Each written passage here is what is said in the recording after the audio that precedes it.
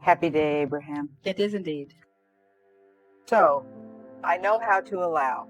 I'm good at it. Yes. And I see I'm in the beginning of a new project.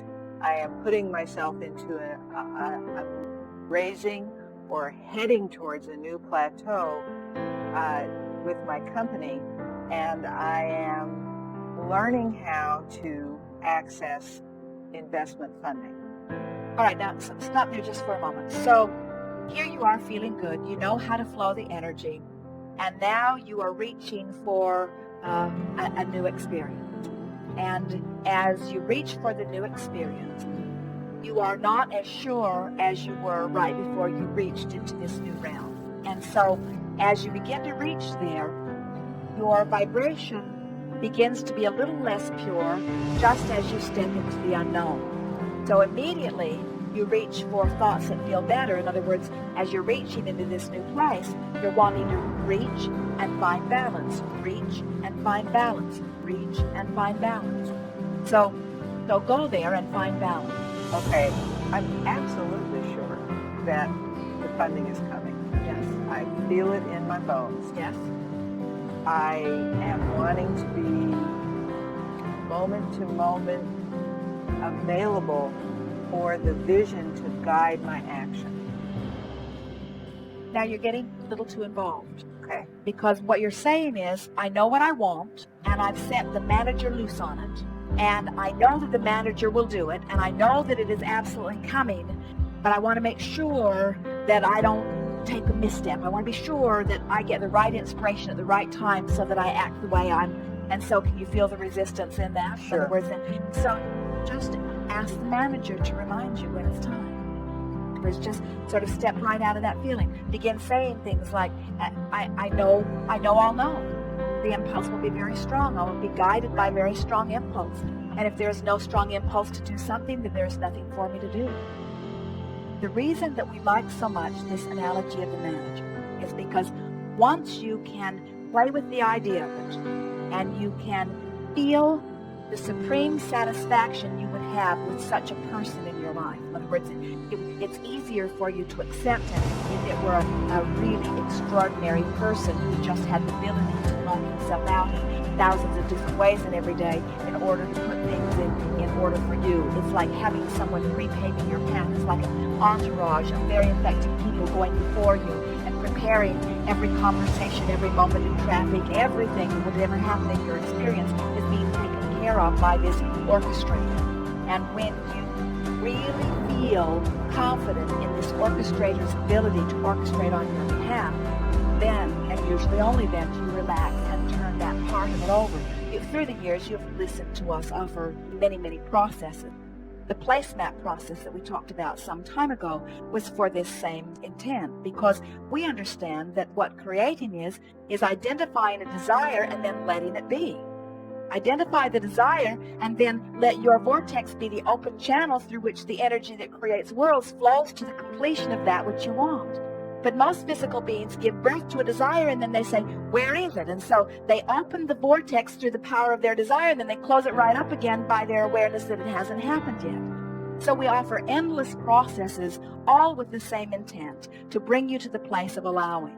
So the placemat process said, put the things you plan to do on this side and the things that you would like to be done that you don't know how to go about or you're not ready to do on the other side. And what Esther began to notice as she played the game was that the things that she had delegated to the universe were happening even faster than the things that she had put on her own list of things to do, because she had applied the two important parts of creating. She had identified them as objects of desire, but because they weren't on her list, she didn't feel guilty about not doing them, or she didn't feel worried about doing. There was a relaxing in her energy. So the placemat process caused her to want with no resistance. And that's what this delegation to the manager does. It causes you to identify your desire and hold no resistance.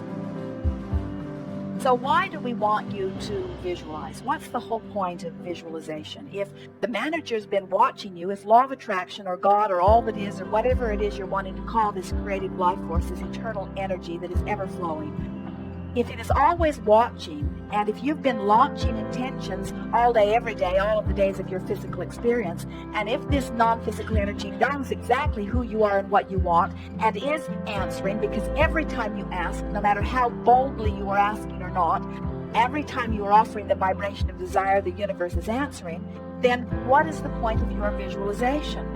Well, the point of your visualization is not to make it happen. It's not to tell the universe more clearly what you want. The universe always knows clearly what you want.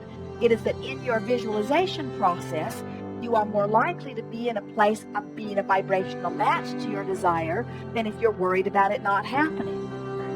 And it's where the fun comes in. In other words, that's where you begin. Oh, it is so exhilarating to have imagined, to have pretended, to have flowed energy towards something.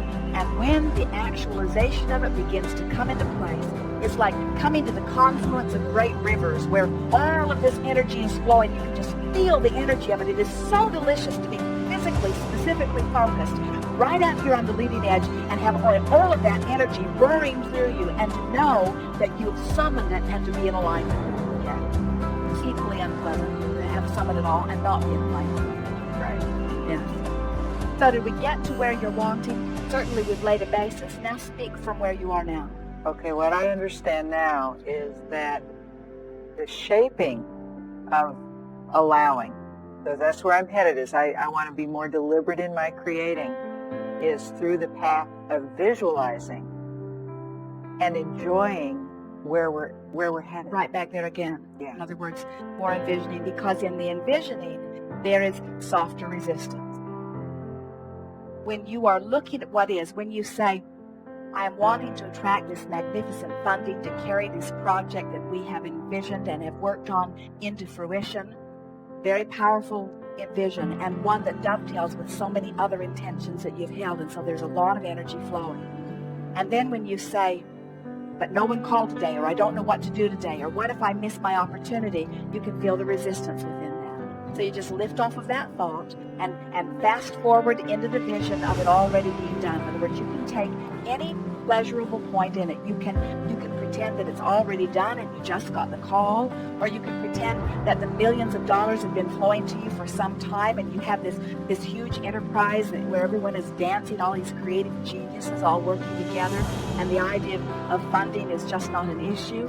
Or you could envision the thrill that you would receive the moment the idea came to you, and the exhilaration you feel when you just knew that that was the right idea. In other words, you can pick any point along what will be the unfolding path and use it as your point of visualization, as long as you understand that the whole purpose in the visualization is to get you into the happy place that allows the universe to give to you all that you've been asking for. Fundamentally and purely, it's about letting it in. Exactly. That would make a good title for a seminar, wouldn't it? Yeah. The art of letting it in.